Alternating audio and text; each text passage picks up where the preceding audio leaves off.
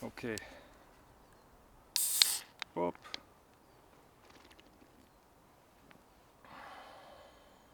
Day 49, state of emergency.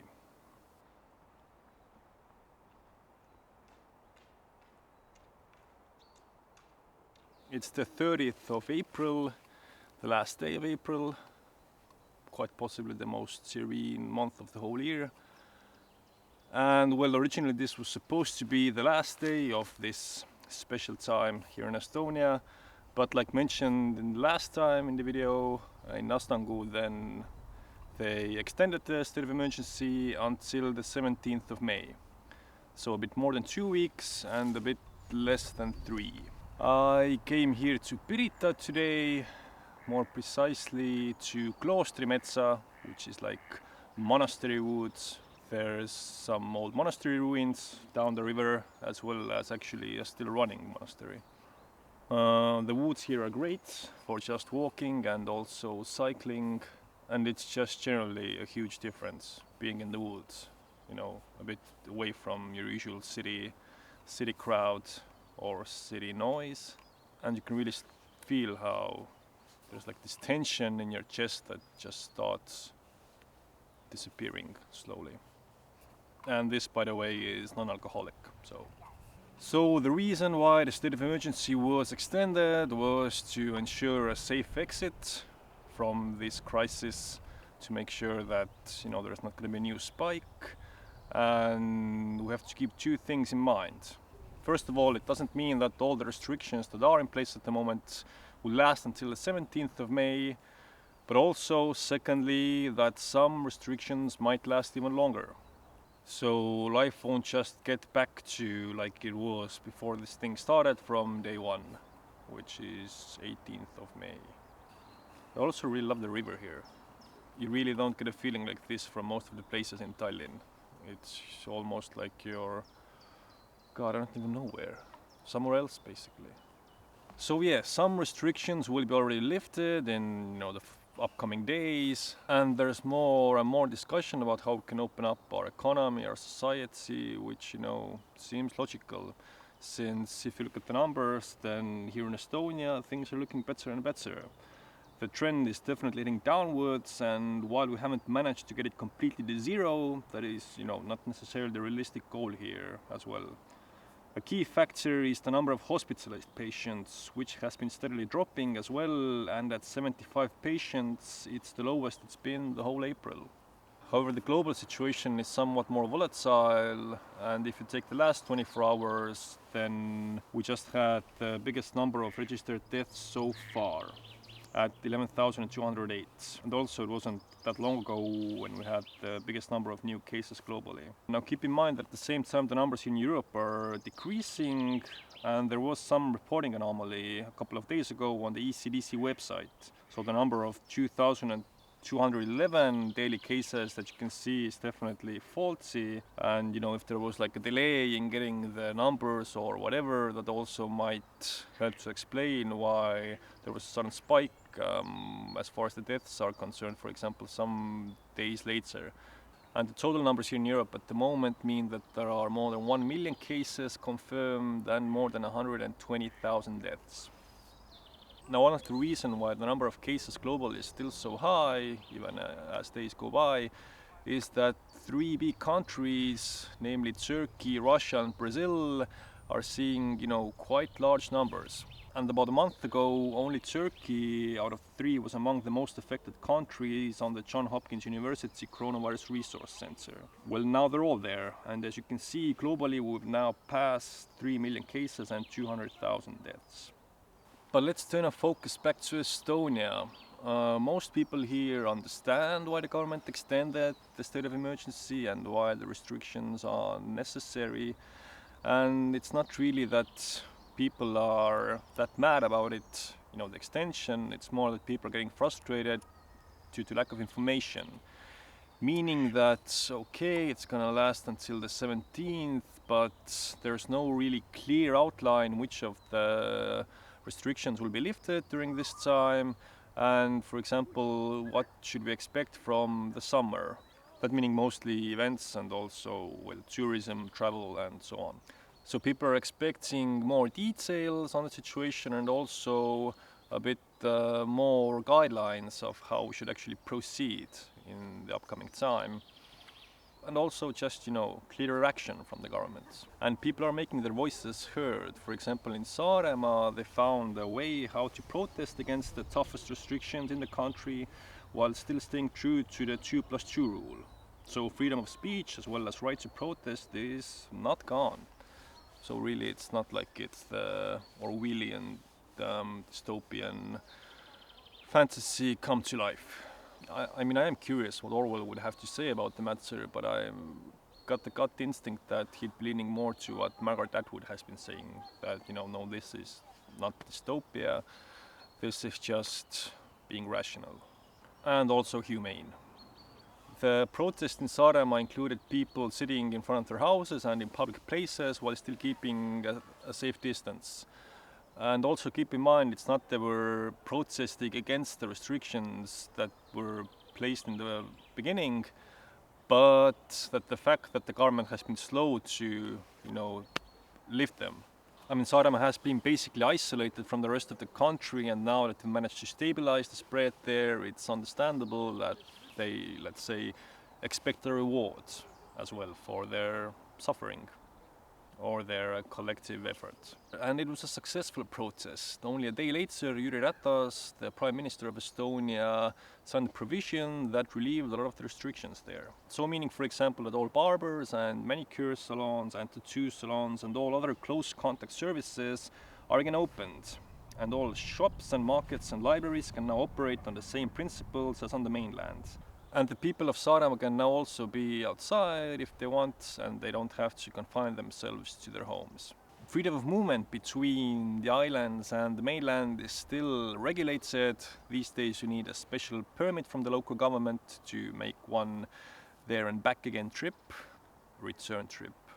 But starting from the 18th of May, so when the state of emergency will end, then freedom of movement will be reinstated and everyone can hop on the ferry and head to the nice islands. I haven't been there myself for some years. Should go, I guess.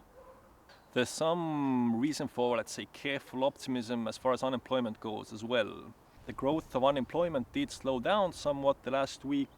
And while it's too soon to tell if this means that it should start stabilizing, well, it could, also still be a lot worse.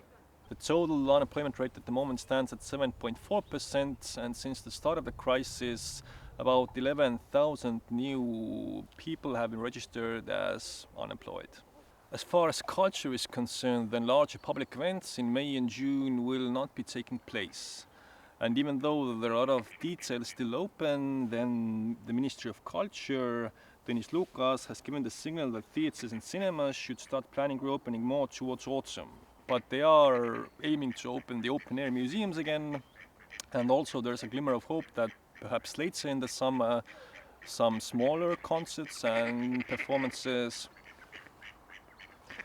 can be held if they're held outdoors. So far we don't know what are the audience numbers that we should be keeping in mind, whether it's 50, 100 or 500 or 1,000. Oh wow.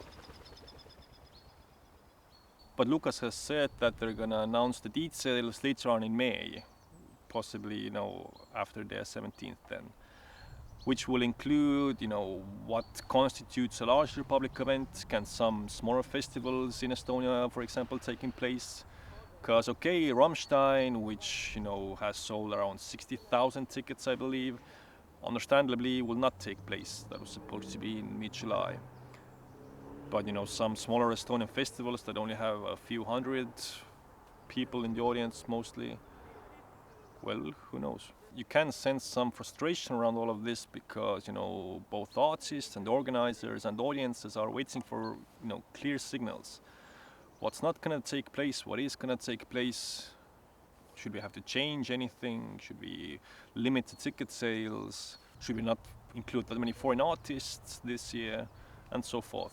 Meanwhile, a somewhat peculiar idea came from the Ministry of Rural Affairs, Arvo Aller, who is from the neoconservative EKRE, and who had some, let's say, unexpected thoughts how the crops this year should be collected from the fields.